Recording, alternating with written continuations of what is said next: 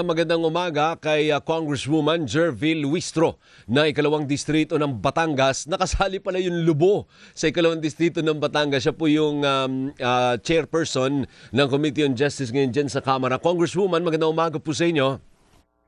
Good morning, Alvin, and to all the televiewers. Thank you for having me here. Ang aga. Tama po, nakasali sa ano niyo yung Lubo? Sa nire-represent niyo. That's correct. In fact, that's one of my hometowns, no? Ayun. Kasi ang mother ko ay Tagalubo. Kasi hindi namin alam kung nasaan. Sabi ko pa naman kanina, katabi siguro yan ng Nasugbu. Ang layo pala. Ang katabi niya is San Batangas Juan City. and Batangas City. Opo. So maraming beach resort dyan sa Lubo, ma'am. That's correct. Ayun, That's correct. ganun pala yan. But anyway, hindi natin pag-usapan yung Lubo, no po. Yung pag-uusapan natin today, you are going to determine if pasok sa substance yung mga impeachment complaints, ano po. Hindi ba mas mahirap yan na patunayan, Congresswoman, yung substance over form? Well, I must say na mas interesting to pag-usapan, no? Kasi it will require the judgment of the members of the Justice Committee, whether or not the recital of facts, kung yung bang isinaad dun sa reklamo, ay sapat para mag-constitute ng isang paglabag na ground for an impeachment, no? Ang sabi sa rules, it is a recital of facts that must constitute an offense demonstrative of the jurisdiction of the committee. Hindi sapat na nagkamali ang isang impeachable official. Dapat yung pagkakamaling yon ay mag-constitute ng isang impeachable offense. Opo. And of course, talking about impeachable offense, Alvin, no? 6 lang yan. We are referring to culpable violation of the Constitution, treason, bribery, graft and corruption, other high crimes, and betrayal of public trust. Dapat pumasok dun sa 6 na yon. And you're going to determine that in a day's time? Or it will take time to determine kung may substance ang mga impeachment complaint? The thing, Alvin, is this is just a preliminary matter, no? Okay.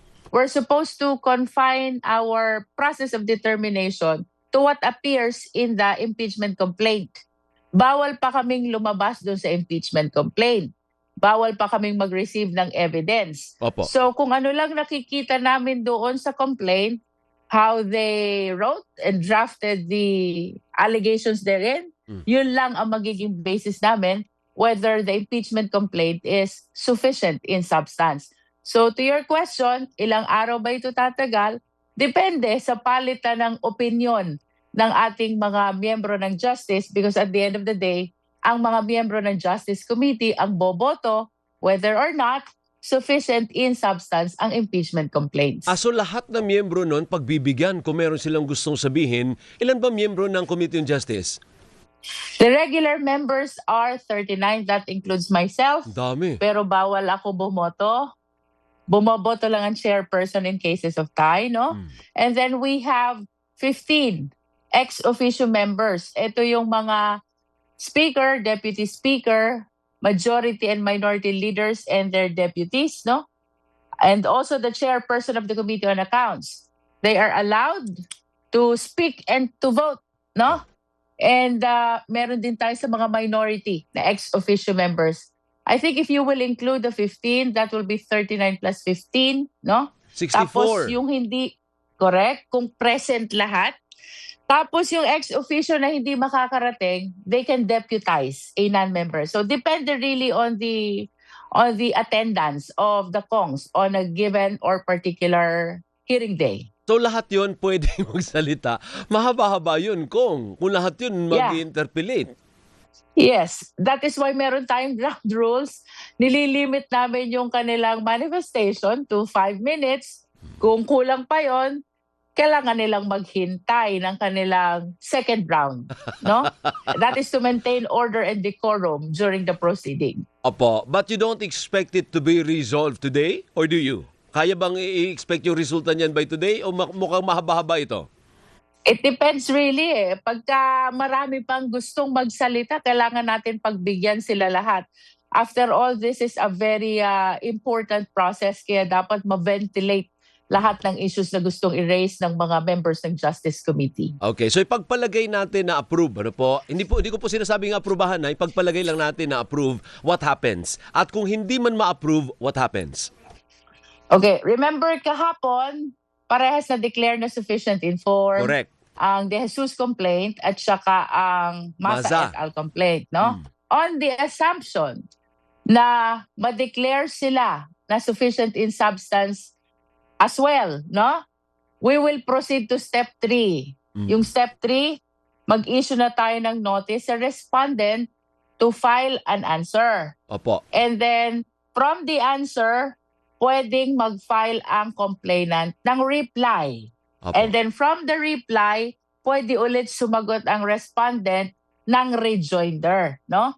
Kasabay niyan, submission na rin ng mga evidences, and in cases there are affidavits and counter-affidavits, kailangang panumpaan before the Justice Committee. That is our step 3, no?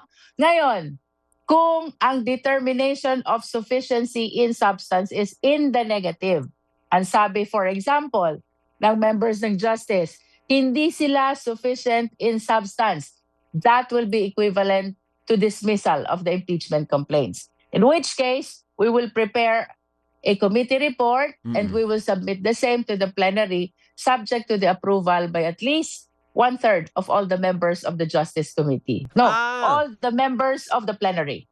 So kahit pala dismissed, dadaan pa rin sa plenary. Akala ko pag na-dismiss, yun na yung end nun. Lahat ng actions ng committees actually, Alvin, ay dumadaan sa plenary, no? Ayun. As a matter of fact, if I may continue, Opo. the determination of non-existence of or insufficiency of substance na nilalaman ng committee report, kaya pa yang i-reverse ng plenary if they will vote against the committee report by at least 1/3 Opo. of all the members of the plenary, no? So ulitin ko. For example lang, sabi ng Justice Committee, sufficient in substance, no? Kaya yung baligtarin ng plenary. If the plenary vote against the sufficiency in substance by at least 1/3 of all the members of the plenary, of the House. O baligtarin naman natin. Sabi ni Justice Committee, walang or insufficient in substance siya. Pwede ulit siyang baligtarin ng plenary by a vote of at least 1/3 of all the members of the House. Ibig sabihin, mas makapangyarihan ng plenary kumpara sa komite. Parang ganon. That's correct. That's correct. Lahat ng decision ng Justice Committee is subject to the approval of the House of Representatives by at least 1/3 vote of all the members of the House. Okay. Ngayon, doon naman po sa impeachment complaint, laban naman kay Vice President Sara Duterte, kailan naman po yan aakyat sa komite ninyo at dadaan din sa parehong proseso sa impeachment complaint laban sa Presidente? Well, we have to be mindful about the recent resolution of the Supreme Court, no? Ang isa sa mga significant parts of that resolution ay kapag hindi inaksyonan ng House of Representatives ang impeachment complaint at nakalipas ang 10 session days na dapat na transmit sa plenary or 3 session days na dapat na transmit sa Justice Committee. Ang sabi ng Supreme Court, the impeachment complaint is deemed initiated. Tama. Ipinagpapalagay na naumpisahan na and therefore the 1-year bar rule will start to run therefrom, no? So it will depend really kung kailan aaksyon ang Justice Committee, kung kailan ito makakarating sa aming committee, no? We cannot speak for the Secretary General whose mandate is to transmit to the Speaker immediately, quote unquote. We cannot speak for the Office of the Speaker who is mandated to include in the order of business within the period of 10 session days. We cannot speak as well for the plenary, which mandate is to transmit to the Justice Committee within the period of 3 session days, no? Alvin, i-share din natin sa ating mga kapwa Pilipino yung pagbabago po sa definition ng session days. Kasi in the past po, pag sinabi naming session day, one day is not really equivalent to a session day because one day can be a continuation of the prior day. No? Tama. Mm-mm. Kunyari, Monday nag-start yung session, may mga unfinished business, tinuloy ng Tuesday, so suspension lang yung nangyari nung Monday. Monday and Tuesday is therefore one session day only. No? Yeah, correct. That is our practice in the past. No?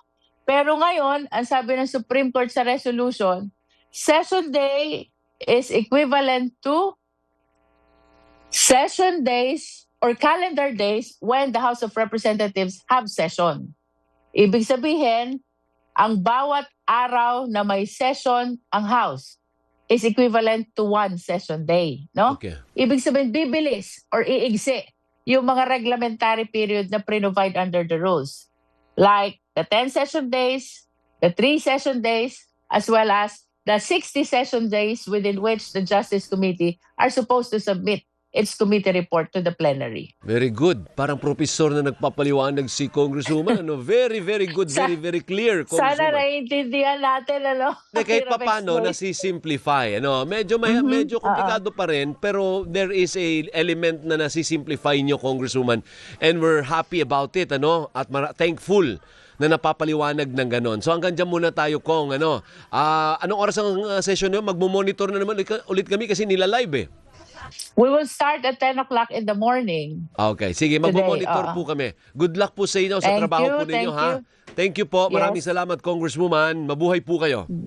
Good morning at maraming salamat po sa inyong lahat. Bantayan po ninyo si Congresswoman Jervy Luistro. Mukhang mahirap ang trabaho niya today. Magre-referee po siya today. Kasi baka marami ang maraming magpapabida diyan. Maraming gusto magsalita. Na kay Luistro ang ang control, ha. Siya ang bahalang magtimon sa ating mga mambabatas. Sa Radyo Patrol Balita alas 7 sa pagbabalik ng Gising Pilipinas Energy! Gising! Gising!